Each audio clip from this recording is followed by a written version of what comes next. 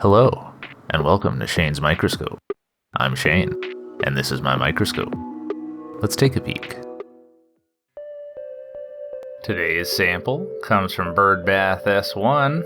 If you recall, this is the one that I allow to dry out and rehydrate occasionally, and so that drives some different population dynamics.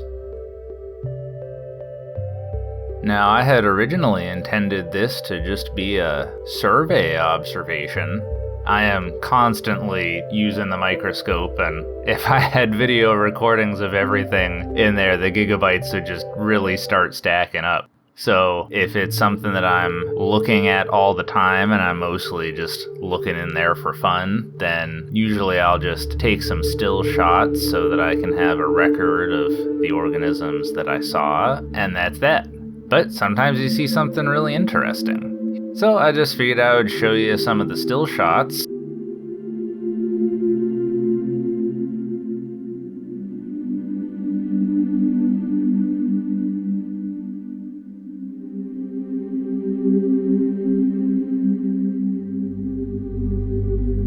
Here are Halteria conjugating.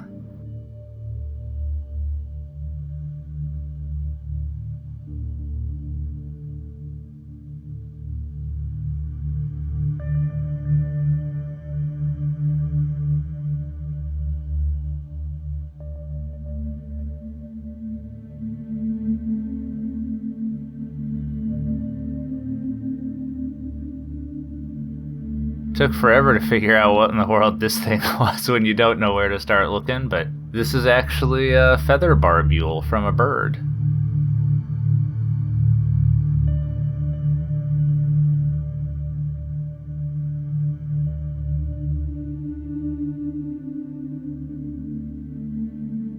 And then as I was getting ready to close things down, I noticed, much to my delight, that we had operculariids in here. Now, being solitary, it's possible that these are of the genus Propixidium, but having looked at so many operculariids, I'm in agreement with the taxonomists who believe that Propixidium is synonymous with opercularia. You know, I'm constantly finding both colonial and solitary operculariids, and it's probably just down to how long they've been there and the environmental conditions. So I'm going to go ahead and call these opercularia, but just figured I would talk about that so that way you had a little bit of background on the situation. You can really see that infundibulum leading into the cytostome, the cell mouth, and it's just constantly pinching off food vacuoles. Which, you know, you gotta do when you're hungry.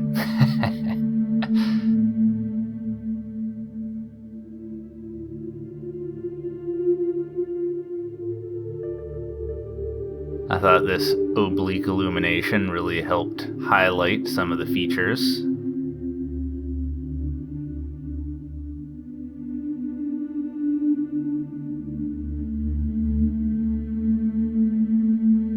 And I feel like I'm still getting a lot of mileage out of that new dark stop, so we can actually resolve things at the 40x in dark field.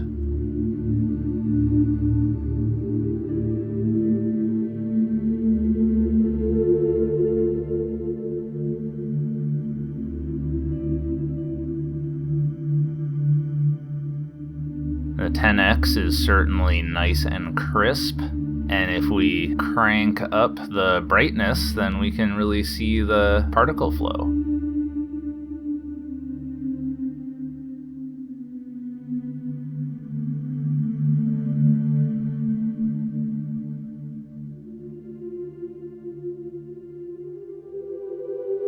And then, much to my joy, I found another one.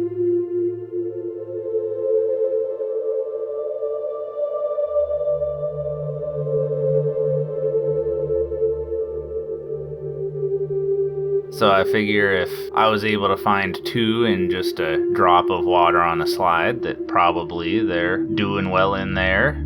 Obviously, I've got a small sample size, but it seems like they're preferring the bird bath that dries out occasionally. I presume that's because the other things don't prefer it. Opercularia are quite hardy, and they seem to do very well in conditions that other organisms do less well in. I like how that macronucleus has kind of a blue look in there.